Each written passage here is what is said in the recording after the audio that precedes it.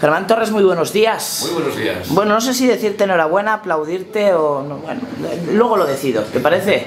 Muy bien. Es simplemente felicitarte por que a veces las nominaciones hacen justicia a un trabajo bien hecho, concienzudo, minucioso, de calidad, y en este caso es el tuyo. Felicidades. Muchas gracias. Bueno, Germán, la caja de música, como bien sabes, siempre tiene una pregunta que, digamos, la pregunta talismán que para todas nuestras cajas de música empezamos con ella. Y es que tú has hecho muchas entrevistas, has contestado muchas preguntas, pero no lo que te queda pendiente, sino lo que te gustaría que hoy la caja de música te preguntara. Bueno, pues me gustaría que... Una de las preguntas que me gustaría es ¿cuál es el próximo proyecto que tengo? Abramos por ahí, Ivanov está, pero Sí. ¿cuál es el próximo proyecto vigente para Germán Torres? Bueno, parece que se está cociendo, lo que pasa es que es todavía medio secreto, pero hay otro Chekhov en camino. ¡Wow! Chekhov está ahí que nos tiene pillados. Ahora que hablas de Chekhov, y por reorientar un poco el principio de tu caja de música, a la hora de enfocar el teatro es más complicado hacer personajes que tienen una cierta carga histórica, y tú los has tenido, personajes incluso reales, que hacer personajes de clásicos mayúsculos como es Chekhov. ¿Es más complicado? A mí, curiosamente, me gusta más trabajar época y aspecto, porque creo que es lo que realmente te hace viajar en el tiempo. O sea, hacer hombre contemporáneo está muy bien, pero siempre lo que es trabajar, por ejemplo, cuando decía el Conde Carlos, que era un personaje Tirso de Molina, pues yo me estuve documentando de la época, el vestuario, y es un goce el poder vestir y moverte como se podían haber movido esos personajes. Te hace realmente viajar. Yo creo que es una de las cosas maravillosas de este oficio, ¿no? O hacer de pirata. Haces de pirata y haces de John Silver, pues vas con tu pendiente. ¿Por qué llevan pendiente? Pues porque habían cruzado el Cabo de Hornos. Son muchas cosas que vas descubriendo con los personajes, con sus vestuarios y con sus formas de moverse. Si hoy invitáramos a tu personaje en Ivanov en tu entrevista de la caja de música, si lo tuvieras presente, ¿qué crees que te preguntaría hoy? ¿Hemos cambiado en algo respecto a nuestra época? Muy fácil me lo pones, Germán. ¿Qué queda de ese Germán de Lumière? Queda Lumière era un candelabro, era un personaje que era luz, y esa luz yo creo que todavía la sigo teniendo, esa llama de ilusión por esta profesión, sobre todo ilusión, amor y sobre todo mucho respeto. Creo que no lo he perdido para nada. Efectivamente, y en esa misma línea tuvimos, digamos, tres epicentros, tres lados definitorios de lo que es el teatro. Un lado más espiritual, que es como una ducha espiritual que todos los actores, actrices podéis y debéis hacer una vez en la vida al menos. Otros que estaban más reticentes con esto de ir un día, con la repetición exhaustiva, y tú precisamente has hecho muchas funciones de algunas de las obras. Y luego estaba la tercera definición o la tercera pata, que es que el teatro debe cambiar sesión por sesión, función por función y lugar por lugar. ¿Dónde se encuentra, dónde se enmarca Germán? Yo creo, hay varios factores. Yo cuando empecé era un actor muy metódico, en el sentido de que todo lo que hacía era cada día la función estaba en el mismo registro, no bajaba, no variaba, quería ser muy fiel a eso.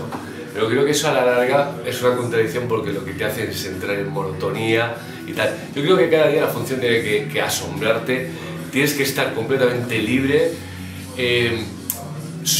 Empiezo a ser un poco actor antimarca, en el sentido de llegas aquí, coges esto, levantas la cejata. Yo creo que la escena tiene que estar viva, el actor tiene que ser lo suficientemente creativo como para saber dónde se está moviendo, y eso mismo es lo que le va a dar la frescura y tal. He hecho cursos con Owen Osley, con todos los ingleses, y la verdad es que nunca te dicen lo que está mal, sino trabajas de una manera desde la creación del actor. Creo que tenemos que aspirar un poco a eso, ¿no? A esa libertad, y que cada día la escena te sorprenda. Hablando de escenas, y me alegro de que me abras la siguiente pregunta, durante tu carrera cinematográfica, ¿ha habido alguna vez alguna escena de esas que lleves ahí, clavada, de decir, ¿y por qué no está? Evidentemente por razones de montaje, ¿no? Pero ¿has tenido alguna vez alguna escena de esas? Pues en la película Sesión fue una película un poco experimental, que la mitad estaba basada en la improvisación. Yo era un terapeuta y era una sesión realmente con pacientes. En la película se llaman clientes por el tipo de terapia que era. Ahí hubo muchos conflictos, hubo muchas escenas muy fuertes. Yo supongo que por montaje se quedaron fuera porque había que contar la película con esas imágenes, ¿no? Pero creo que ahí quedaron escenas que podían haber sido un choque. La verdad es que fue una sorpresa. Yo el primer día que me senté a hacer la terapia sabía las patologías que tenían cada uno, pero literalmente me acojoné cuando vi cómo los actores defendían cada uno su personaje y su problema. No olvidemos que tú eras aquel doctor, y nunca mejor dicho. Sí. Uno de los más grandes para nosotros dentro de la Caja de Música fue el tremendo, el genial Juan Echanove, que además compartís una pasión común, que es el teatro. Sí. Él hablaba de lo complicado, de la exigencia a veces de cierta tipología de personajes. Él recordaba el verdugo, el cerdo, personajes de una exigencia mental y psicológica brutal. Este personaje de Ivanov es de esos personajes que cuesta desprenderse, o haciendo retrospectiva, ¿te has encontrado alguna vez un personaje de esos de y lo que cuesta quitártelo de encima? Sí, porque son personajes que quieras o no te alimentas un poco con tus propias experiencias que se plasman ahí. Es curioso cuando estás trabajando que a veces estás haciendo cosas que te suenan que has vivido o que el personaje las está transmitiendo, porque son pozos nuestros que tenemos ahí, ¿no? A veces te vas con la carga o con la mentalidad un poco del personaje, ¿no? También estoy haciendo de bruto y te ibas con el pensamiento de todo es honestidad, tal. Y al final se acaban cargando a César. O sea, este personaje, Carlos Leiva, tiene una humanidad muy grande y eso, pero también tiene un infierno muy personal, ¿no? Yo creo que todos tenemos esos contrastes y Carlos Leiva, yo tengo mucha resonancia en él. En esa misma línea, y por perfilar las dos últimas preguntas de esta primera fase, primero queríamos saber qué tiene Carlos Leiva de ti, o qué te gustaría que tuviera de ti, y qué te gustaría a ti incorporar de él, por un lado. De Carlos Leiva me encanta la humanidad, la alegría vital que tiene, aunque sea una persona que se esté anestesiando en vida, pero tiene todo está bien, no hay problemas, y si hay problemas yo los soluciono. Y la segunda pregunta sería ¿qué tendría, qué le podría yo aportar a él, ¿no? Hombre, yo le aportaría, tenemos muchas cosas en común y sobre todo esa vitalidad, ¿no? Aunque es cierto que estas personas que parece que no están haciendo nada, que son como muy tranquilas, este personaje, yo lo admiro en una cosa, acaba siendo el gran mediador de todo, de ese caos, aunque al final pues la cosa acaba como acaba. Son personas que a veces las vemos y no le damos mucha importancia y en momentos vitales suelen coger el mando y estar ahí fuertes. A la hora de construir un personaje existe esa dificultad, si no hay un referente, incluso si lo hay, de no parecerte a ese referente anterior. En el caso tuyo existe ese referente, han existido esos referentes. ¿Es, digamos, creación propia o eres de la otra tipología de actores que le gusta ver las referencias y poder incorporar lo positivo de las otras referencias? Son formas de trabajar. Yo trabajo mucho con el imaginario y el estar... Hombre, creo que el actor, una de las zonas de trabajo más importantes que tiene que tener es en la calle, en la vida. Observar, ver personajes. Para Carlos Leiva sí que me he fijado en muchos personajes que tuvieran esas características que el personaje tiene, porque, bueno, pues para intentar acercarme. Pero ya te digo que me gusta trabajar con la imaginación. Yo creo que los actores tenemos que tener una imaginación maravillosa. Es mi metodología, otros a lo mejor sí que necesitan acercarse, vivirlo.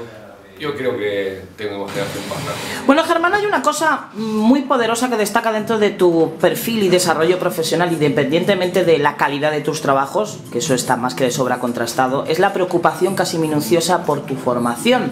Siempre nos gusta destacar en cada uno de los protagonistas cuán importante es para vosotros esa formación. Nos gustaría que nos contaras cómo la utilizas o cómo la has utilizado para transmitir el talento que es de sobra evidente.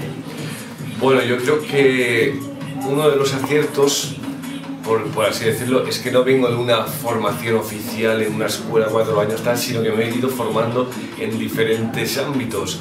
He estado desde en Italia con Antonio Fava, aquí con Iñaki Ayerra, con muchos profesores, que cada uno me ha ido aportando y que a la larga nos ha ido haciendo un poco, yo creo que mucho en el oficio del actor creador. El actor tiene que ser una persona completamente creativa. Las escuelas nos tienen que abrir esas puertas, ¿no?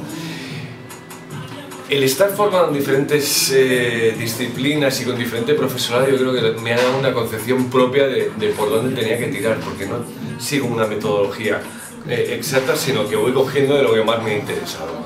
Y ahí, a partir de esa formación, uno es cuando puede componer, cuando puede crear su propio método y sentirse sobreseguro, ¿no? Y seguir formándose, porque esta es una carrera que puedes tener 80 años y puedes estar aprendiendo cosas.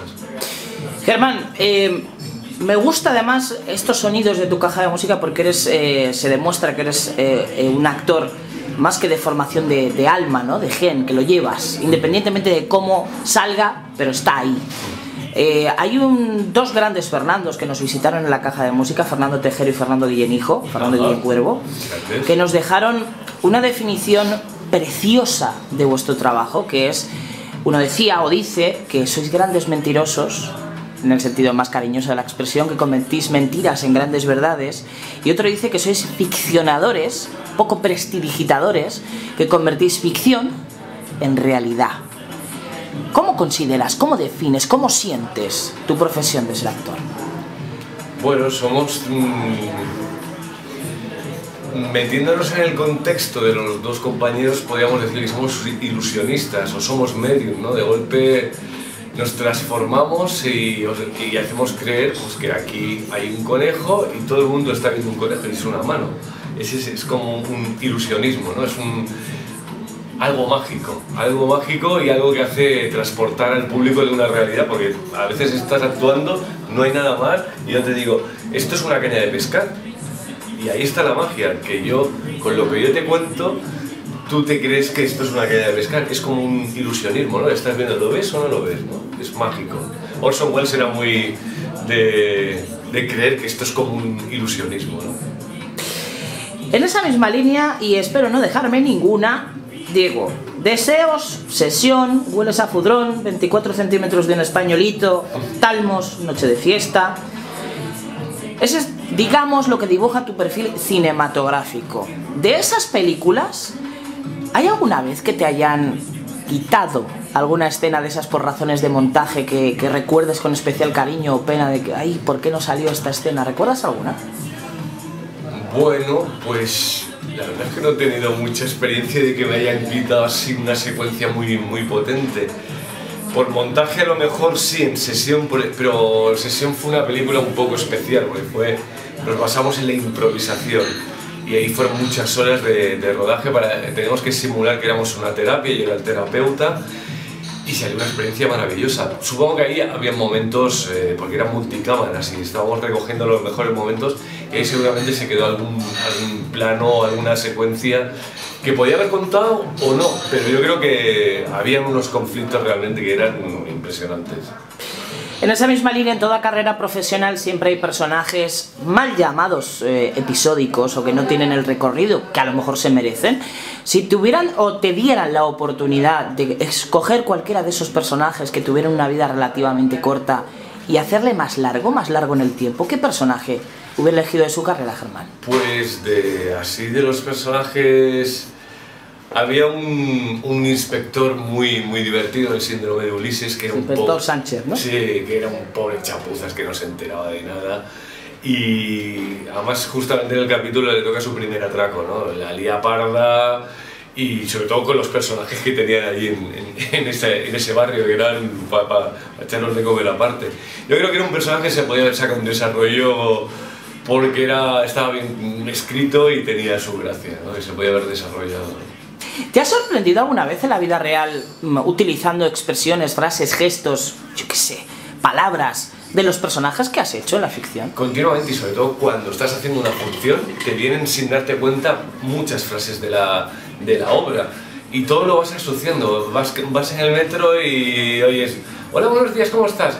Y te giras porque piensas que te están hablando alguien de la obra. Y a veces sí que es cierto que tú puedes coger actitudes del personaje o razonamientos que podía tener. Estoy haciendo de bruto y bueno, pues tanta honradez y tanta cosa política y tanta historia, te pones a razonar como él, leyendo las noticias, sin darte cuenta, porque estás haciendo un trabajo inconsciente del personaje y cómo razonaría y tal, y eso te lo vas llevando un poco a tu día a día. Es una cosa secreta, pero está ahí. Germán, tú que has estado en los dos extremos, en el drama, en la comedia, a veces el misterio, pero tú que has estado en esos dos puntos tan dispares y tan complicados de vuestra profesión, ya no hablo de que contestemos esa pregunta universal de ¿qué es más complicado, hacer reír o llorar? No, queremos saber tu opinión. Para ti, como actor, como profesional de esto, ¿qué te resulta más complejo a la hora de preparar? ¿Un drama, una comedia? La comedia sigue siendo para mí, sigue siendo lo más difícil. Hacer reír yo creo que es la cosa más dura que hay. En el sentido de que sales, el auditorio te escucha y a ver cómo lo cuentas, ¿no? El poder tener un personaje compuesto como es Carlos Leiva, que se mueve en la tragicomedia, eso te lleva a un tipo de composición que sería maravilloso, porque yo creo que los personajes no son ni dramáticos ni cómicos, tienen esa ambivalencia. Chekhov era muy grande en todo, ¿no? Pero él no quería que se hicieran dramas solo de sus obras, por eso siempre les da pinceladas cómicas, porque es que en la vida, en las mismas situaciones más dramáticas, a veces pasan, yo qué sé, pues desde un entierro que están todos ahí en el funeral y pasa algo, que uno se tropieza tal, y hay comedia. En todo yo creo que va asociado la comedia y el drama, ¿no?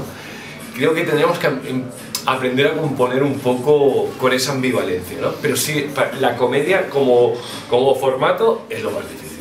Hablando en esa misma línea, muchos compañeros de profesión y además muchos han coincidido en dar una definición muy curiosa de la comedia. La comedia es como las matemáticas, 1 más 1 son 2. Sí, sí. ¿Hay tan poco margen de improvisación en la comedia? La comedia sí, además, por ejemplo, grandes cómicos como Totó tenía tal dominio del público que se ponía entre cajas y decía, les voy a hacer reír con la I.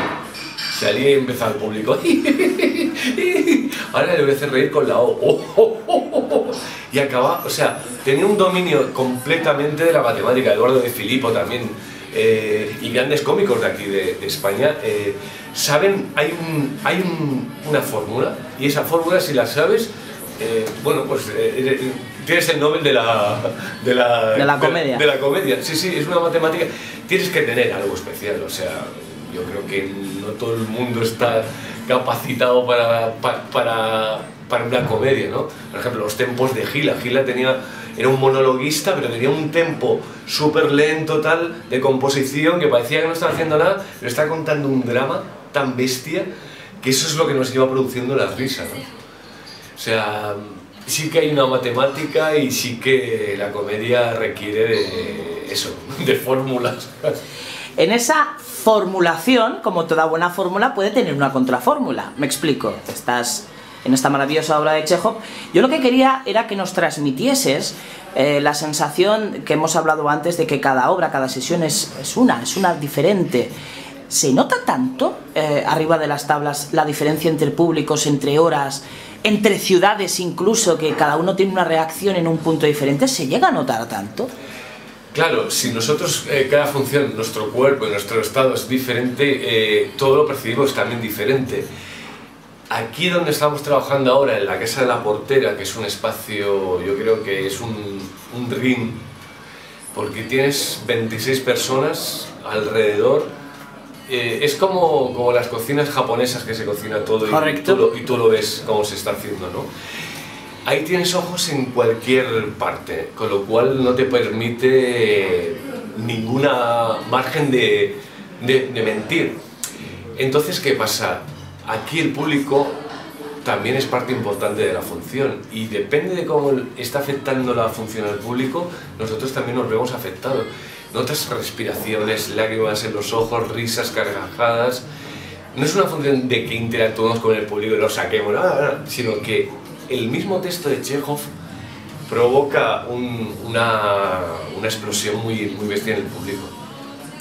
En esa misma línea, hay una duda que siempre nos surge en la preparación de los personajes. Tú que has estado en el cine, el teatro, en la televisión, muchos compañeros de profesión nos hablan de la diferencia de perfil de los personajes. Me explico, en el teatro parece que está como muy delimitado, en el cine muchísimo más aún, pero parece que la tele tiene un ritmo que no te permite dar tanta forma. ¿Tú has notado esa diferenciación a la hora de preparar los personajes? Bueno, yo supongo que, claro, si son series diarias en las que tienes parrafadas de texto que te tienes que aprender, el actor, claro, está limitado a un trabajo casi esclavo de memorización de tal, y la rapidez de la televisión, supongo que no te da ese margen a la hora de poder componer. Claro, depende. Antes sí que se hacían series que a lo mejor eran 13 capítulos, pero los personajes estaban súper bien compuestos y tal. Hoy supongo que tanta inmediatez, tanto texto, tanta memorización, no lo sé, no he estado en ninguna serie de estas a ese calibre que pueda experimentar ese proceso. Supongo que a la hora de componer tu personaje, lo que pasa es que también es cierto que hay personajes que también se van creando. Entonces ahí es un trabajo a medias con los guionistas, con la dirección. Es un poco... En teatro sí, en teatro a lo mejor sí que tienes ya un criterio, o en cine, ¿no? Que puedes ir a tiro más hecho. Bueno, amigo Germán, como buen invitado de la Caja de Música, hay un par de preguntas que son... no podemos olvidarlas. Nosotros rescatamos de un anuncio de televisión no hace mucho, que rezaba así: si tuvieras que elegir una canción que sonara el resto de tu vida, ¿cuál sería? Germán, si tuvieras que elegir una canción que definiera tu carrera profesional, ¿qué canción elegirías? ¡Wow! Bueno, vamos a acotar para tener un punto de mira. Acotaría a una persona que es mi ídolo, del cual he bebido mucho, tanto en su carrera como en su música. Se llama Yves Montand, y una canción para mí de Yves Montand, pues es que tiene tantas. Pues podría ser L'Addition.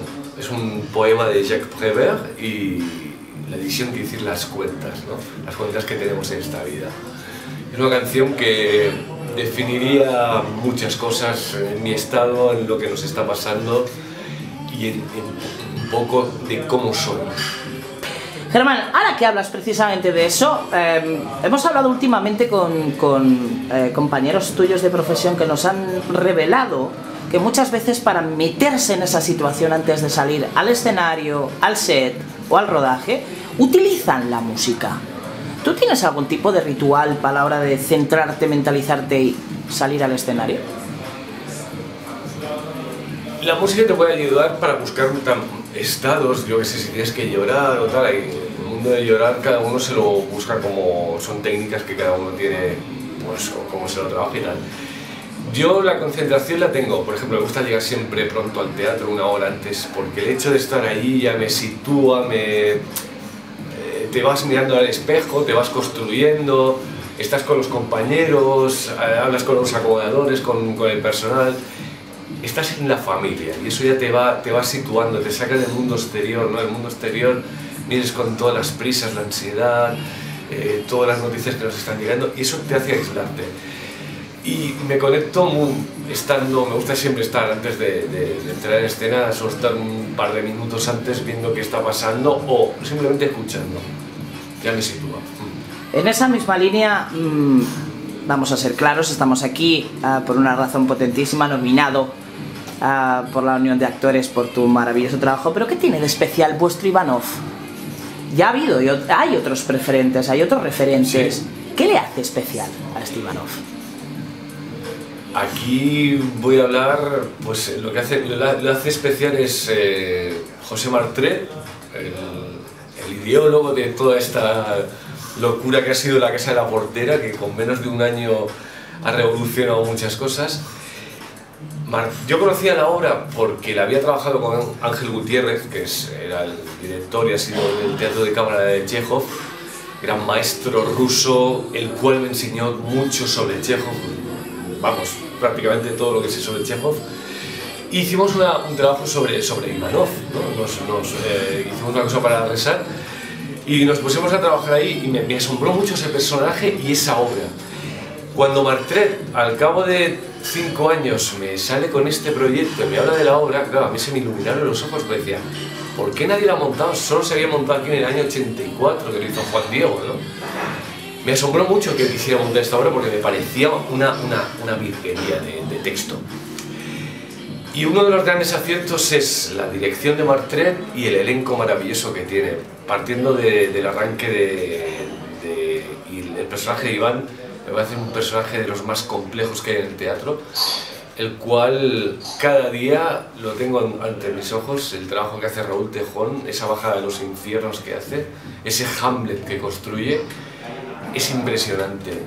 Y el trabajo que hace todo el elenco que tenemos ahí, somos 9 actores metidos en una caja de teatro, hace que sea un espectáculo de choque, que no te deje indiferente.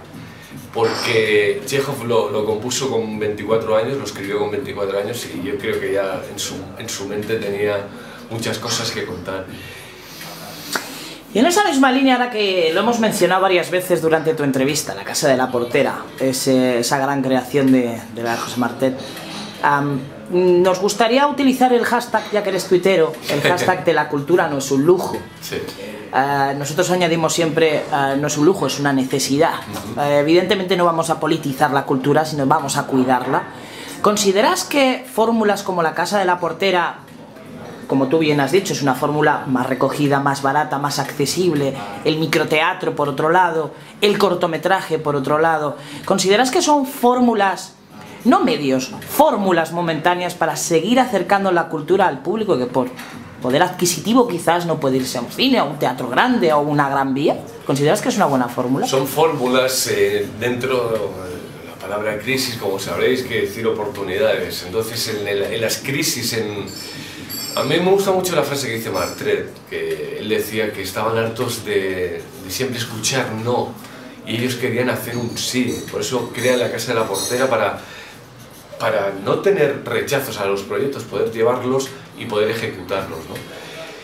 Esto está muy bien en época de crisis, pero esto no quiere decir que los gobiernos tengan que abandonar ni aniquilar de una forma como se está estrangulando ahora mismo la cultura, cine, televisión, las novelas, todo, con ese 21%, porque es inadmisible, no tiene ningún sentido, no va a hacer que seamos más ahorradores y sí que va a dejar mucha gente en la calle, mucha gente, y va a haber más paro porque somos un sector que mueve mucha gente, o sea, somos un sector que cada año genera una riqueza y que con ese estrangulamiento del 21% pues va a poner muchas familias en la calle, muchas. Efectivamente, pues en esa misma línea y abogando por esa protección de la cultura, nos la esbozó esa respuesta Juan Echanove, pero ¿saldremos de esta? ¿Tú crees que saldremos de esta?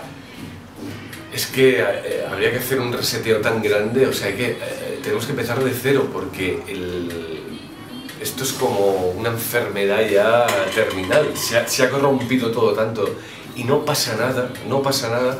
O sea, yo hoy lo último que he leído era dimite, pero no es real.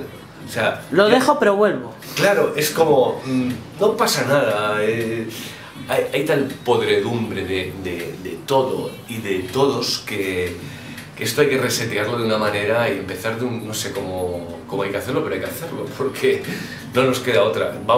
No sé dónde vamos, estamos conducidos en un barco sin capitán y vamos directamente como el Titanic. Estamos yendo a tierra de nadie, tenemos un iceberg que lo vemos cada día y estamos acojonados todos, porque es que son unos depredadores de la democracia, ¿no? Bueno, volviendo a Lumière, y ya para ir terminando los sonidos de tu caja de música, tuvimos a uno de los también grandes exponentes del teatro musical, como fue Daniel Dijes,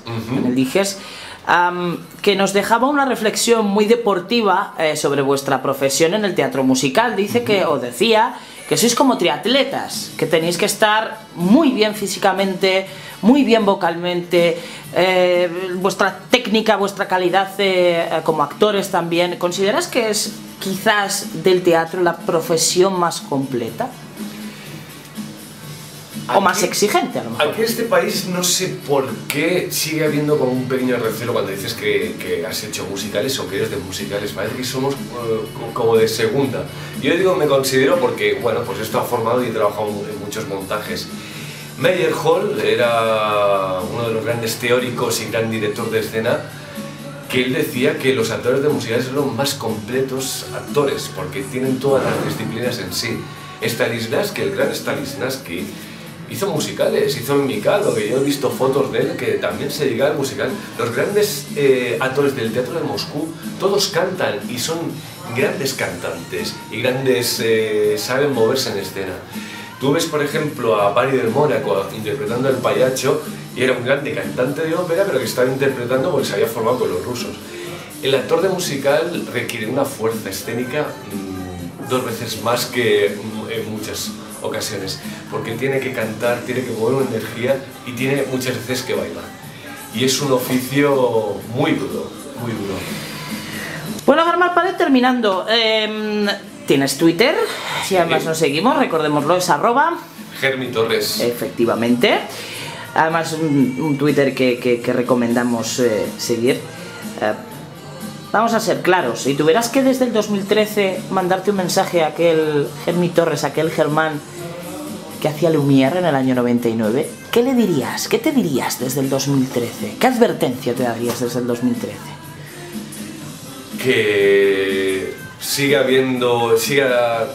trabajando desde el teatro, desde la humildad, que no me deje desviar por todas las luces y tal, y que el trabajo del teatro se hace en las salas de ensayo, con los compañeros y con mucho respeto. Esto es un trabajo que requiere respeto por el arte, respeto por toda la gente que trabaja en un teatro, acomodadores, la señora de la limpieza, y que seamos humildes, porque dando esa humildad que los personajes crecen mucho más.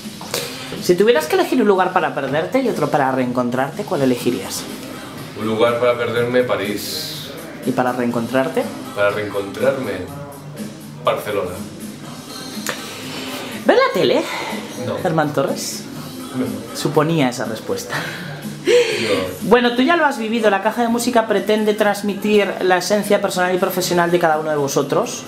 Si hoy virtualmente cogiéramos esa caja de música vacía y la llenáramos de tus cosas, de tu esencia, de un sonido, de un olor, de una imagen, de un objeto, ¿qué meteríamos dentro de esa caja de música para que al abrirla supiéramos que es la caja de música de Germán Torres? Sería algo con un toque muy francés. Podríamos ponerle música, por ejemplo, de Babax, es un cantautor francés muy potente, lleno de máscaras de la comedia del arte, lleno de billetes de tren, como el viaje a ninguna parte, y con libros, y libros de teatro y libros de poesía. Alguien nos está hablando. y eso, los recuerdos un poco de una vida en el escenario. Pues volvemos a insistir de nuevo, estamos para proteger la cultura. Ivanov está en cartel en esa maravillosa Casa de la Portera.